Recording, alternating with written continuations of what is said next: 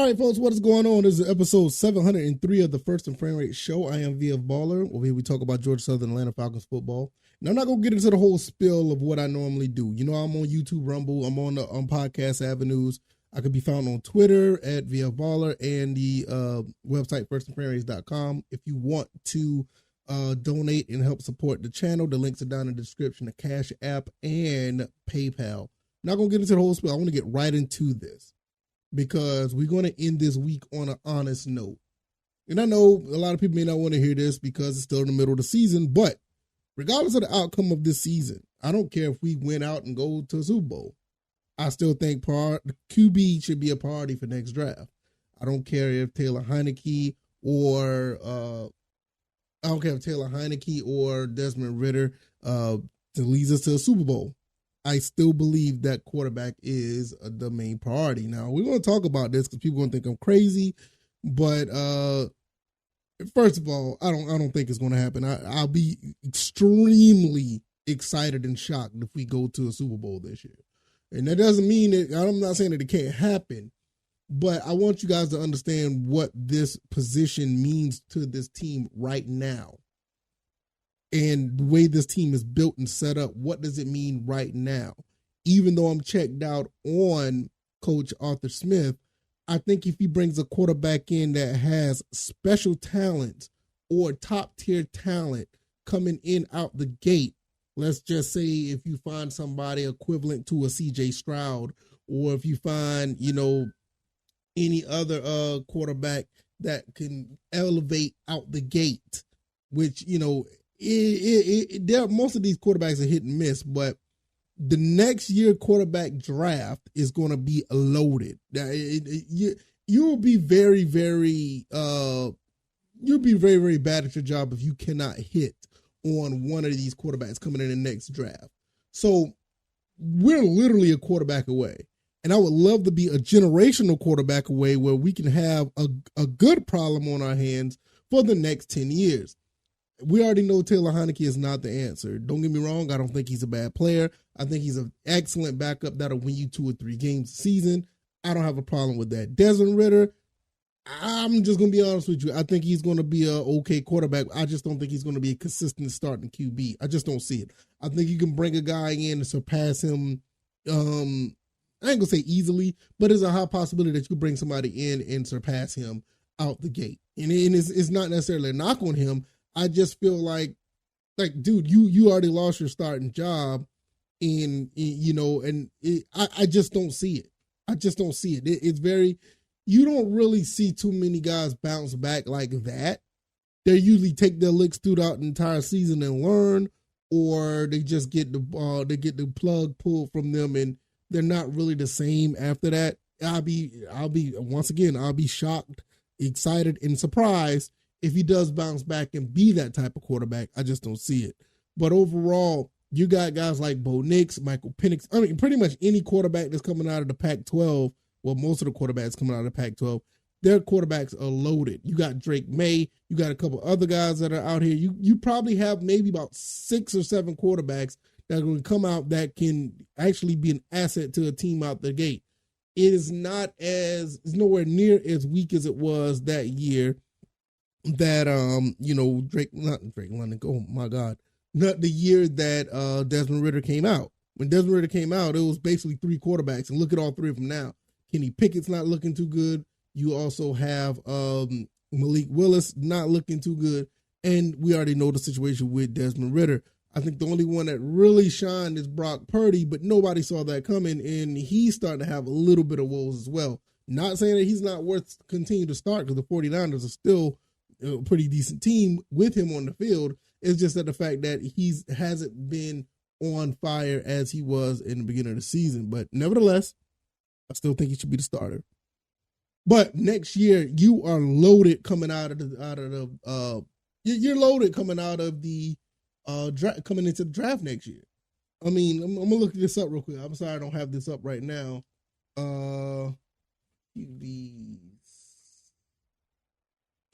Let me see if I can pull this up real quick so you guys can talk about this. Let's see what quarterbacks top. No, they're talking about high school Talking about, let's see. All right, let's see. Pro Football Network. I can run this. It's not necessarily looking at people who are actually ready to, ranking them, just seeing who's coming out. You got Jordan Travis out of Florida State. I don't know how good he is, but you got him. Then you have Quentin Ewers out of Texas. That's another one that's probably going to be pretty good. Cameron Ward out of Washington State. See, that's what I said. There's another Pac-12 quarterback nobody really talked about. Then you got Shedeur Sanders. I don't know if he's going to come out yet. Maybe, maybe not. I don't know. Let's see. Jalen Daniels out of LSU. A lot of people are high on him. And you also have Bo Nix out of Oregon. That's all I'm talking about him. Michael Penix out of Washington. Both of those guys are Pac-12 quarterbacks. J.J. McCarthy out of Michigan. Caleb Williams out of USC. And a lot of people saying the best quarterback, well, I've heard this from more than one person, say Drake May out of the Carolina may be the top quarterback coming out of college. But like I said, you got 10 guys here. And you got 10 guys here. I would say at least 5 of these guys are probably ready to go pro right now. Michael Penix, Bo Nix, Jaden Daniels, Caleb Williams, Quentin Ewers. Yeah, I mean, that's 5 that I named right there. Did I name Drake May?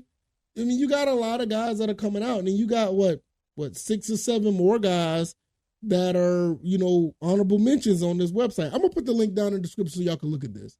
So y'all can see the guys that are coming out. Jalen Daniels out of Kansas, very underrated. I think he played pretty well. I cannot pronounce the guy name from Clemson, but he's at Oregon State now. DJ Uiagalelei, I think I said that right, out of Oregon State. He looks pretty good. Another Pac-12 quarterback. KJ Jefferson out of Arkansas. I thought he looked pretty good. I remember when he played against Georgia Southern, and he looked good ever since then. Then you got Riley Leonard from Duke, which that dude's a fighter. That dude could play some ball. Spencer Rattler, I don't know about him. I remember when he was at Oklahoma, and then he moved to South Carolina. I'm not sure. Michael Pratt out of Tulane. Shout out to Coach Fritz. I don't know too much about him. Tyler Van Dyke. He sounds like he's probably going to get in the NFL because of his name alone. And Graham Mertz out of Florida. I don't know about him. But that's what I'm saying. You got 1, 2, 3, 4, 5, 6, 7, 8. You got 18 quarterbacks. Basically, that's just been called out on this website alone, profootballnetwork.com. I'm going to put that in the description. So there's no excuse. There's really no excuse. Whatever the Atlanta is going through right now, there's no excuse not to jump on one of these. And it doesn't have to be in the first round. I don't think, out of these 18, maybe I'll say the first 10 that I named is definitely going to go in the draft. I think if they declare, they're going to be ready, available. People are going to pick them up. You're going to have 10 of those. Then you got DJ from Oregon State. KJ Jefferson's probably going to jump in as well. I expect Spencer Rattler to jump in. So you're probably going to have about a dozen or more quarterbacks that's going to be in the draft. It doesn't have to be first round, Atlanta, but y'all going to have to do something because you got too many weapons on this team. Regardless if let's say you go to a Super Bowl with Heineke or you go to a Super Bowl with Desmond Ridder. You got to bring somebody else in here. You have to. Even if you're going to say, hey, this kid is still going to be the starter. He got us a ring. With, like I said, I highly doubt that's going to happen. But, hey, I'm not against it. If it happened, that's great. But you're probably going to still run with the hot hand if we go deep in the playoffs. Let's just say that. You still pick up one of these guys. Because, to be honest with you, at least the top 10 that I named on this website, they probably have a higher ceiling than Desmond Ridder. The top 10 that I named, maybe outside of maybe Cameron Ward out of Washington, I don't know him like that. But Jordan Travis, Quentin Ewers, Shedeur Sanders, Jalen Daniels, Bo Nix, Michael Penix, J.J. McCarthy, maybe him too. He may not have a high ceiling as Desmond Ridder. Caleb Williams, Drake May, those guys have a higher ceiling than Desmond Ridder. And it's not necessarily a knock on Desmond Ridder saying that he's a bad quarterback. It's just that the fact that you got these young guns coming in here that are, that in my opinion, they're somewhat more talented. They're coming out more talented. Yes, I guess Desmond Ridder won more games. He's more experienced. He's done a lot with less when you were at Cincinnati because it was just you and Sauce Gardner. Yeah, you did a lot with less. You accomplished a lot with less. But these guys here, these are your generational talents. I wouldn't be surprised if like 3 of these guys go in the top 10. Like seriously, 3 of these guys go in the top 10 and probably 2 of them will be game changers. You're probably looking at maybe 1 or 2 of these guys maybe have an impact like a C.J. Stroud. I can see a Drake May, a Bo Nix, Michael Penix have that type of impact. Maybe even Caleb Williams. Maybe even Shedeur Sanders if he comes out. You know, I mean, you have those type of guys who could have that type of impact. You're not going to worry. I don't think you're going to worry about this whole turning over the ball thing. Even if the scheme is allowing, you know, these guys to make certain mistakes, they have the instincts. They have the ability. These guys have that demeanor not to do that as much. Yeah, you're going to have your growing pains, but that's just my personal belief. I don't think they're going to turn the ball over 12 times when they come in the league. Hell, I don't even think Bryce Young done that. You know, I mean, that's just, and on top of that, what's his name? Desmond Ridder, he had a whole year. He had 13 weeks to learn about the system, and he still had these issues. Yeah, I know we could blame the coach, and I'm saying I know the coach could be a problem. I know he is. This is why I don't want him as a coach anymore. But I get it. But at the same time, if he's going to be around, whoever comes in, whether it be him or my pick, Jim Harbaugh, look, let me tell you something. Jim Harbaugh comes in here, he's picking a quarterback, and he might pick J.J. McCarthy. He may pick him because that's his boy. And you already know Jim Harbaugh is already like being disciplined by Michigan. He can't be on the sideline for the rest of the season, whatever that means.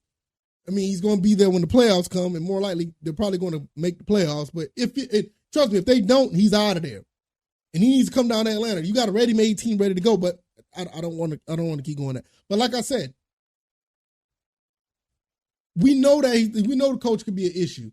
But nevertheless, even if Coach Arthur Smith is still here, that quarterback that we bring in, I like our chances not to have those issues with the quarterback we have now, with the quarterbacks we have now. At least with Taylor Heinicke, he did throw a pick. I get it. But he's not making those crazy mistakes. Well, let me shut up. Because he did throw a couple of them that was intercept worthy. But still, even if you bring another person in, their ceiling is higher. You bring a Bo Nix here, his ceiling is higher. Bo Nix is more athletic than both of these quarterbacks. Bo Nix can move. Caleb Williams can move. Michael Penix, I'm not really sure. But you got a couple other guys these guys are built and ready to go. These guys are probably going to be top 10 picks. And there's not that many quarterbacks that are probably going to be pulled off the draft for on these teams. So even you have 8, 9 quarterbacks that are ready to go, that I feel that are ready to go, that's coming into the draft, you can get one of these quarterbacks. You don't have to, I'm not going to say you don't have to pick one in the first round. I think you should. You should pick one that's, especially if they fall to you. But I feel that even if you don't get one, the one that you want in the first round, or whatever case, a couple of these quarterbacks are still going to be around second, third round. And I know nobody want to hear third round because you know what happened in third round with Desmond Ridder. But I'm just saying, at least the second round, you're going to be able to get one of these quarterbacks. And these guys' ceiling is way higher than what we have now. And that's all I'm saying. Yes, don't get me wrong. I don't want Desmond Ridder to fail. I don't want Taylor Heinicke to fail. I don't even want the coach to fail. But I know what we got now. I feel like we understand what we got in the front office as far as the head coach. I think we understand what we got as a quarterback in Desmond Ridder and Taylor Heinicke. I feel like this should be a priority for the Falcons. And there's no other way around it. I'll leave you guys with this. What other position you think should be a priority? Am I talking too early? I don't think I am, because I like what we have here.